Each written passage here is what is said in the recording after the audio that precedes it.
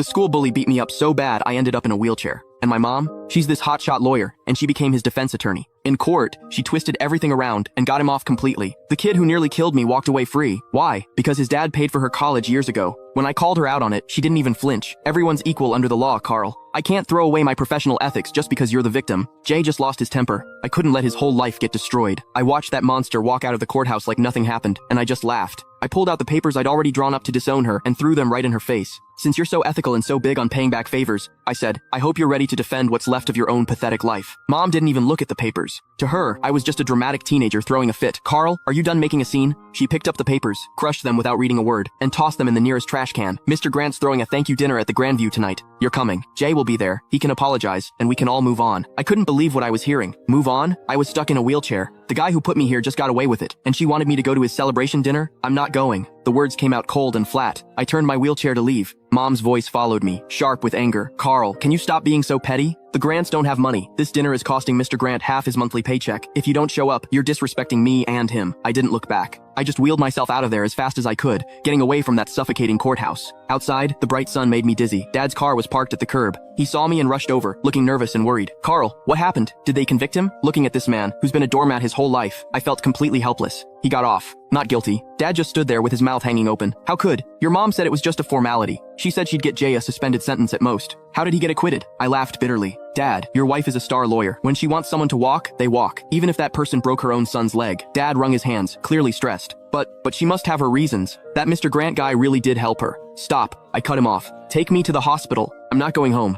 Dad hesitated, glancing back at the courthouse. Well, your mom just texted. She says we need to go straight to the Grandview. She said if we don't show, she'll cancel my credit card. I looked at him, 50 years old, and he lives like a dog. Mom controls every penny. He doesn't even dare talk back to her. Then you go. I pulled out my phone and called a wheelchair-accessible Uber. I'll get there myself. Carl, don't do this. Dad reached for me, but I pushed his hand away. Dad, if you still think of me as your son, don't go to that dinner. If you go, don't bother visiting me again. The car showed up. The driver helped me in. Through the window, I saw Dad standing on the sidewalk, torn. Finally, he sighed, turned around, and got in his car. He drove toward the Grandview. I closed my eyes, and the tears finally came. This was my family. A mom with some twisted hero complex, and a weak, spineless dad. And me, I was the throwaway kid. At the hospital, as soon as I got settled, my phone started blowing up. Jay had posted a bunch of photos on social media. In the pictures, he's holding champagne, looking smug as hell. My mom sat at the head of the table, smiling like everything was perfect. The caption, thanks, Aunt Susan. Justice might be slow, but it always wins. Cheers. Justice. Screw his justice. Click the link in my bio to get the full story for free.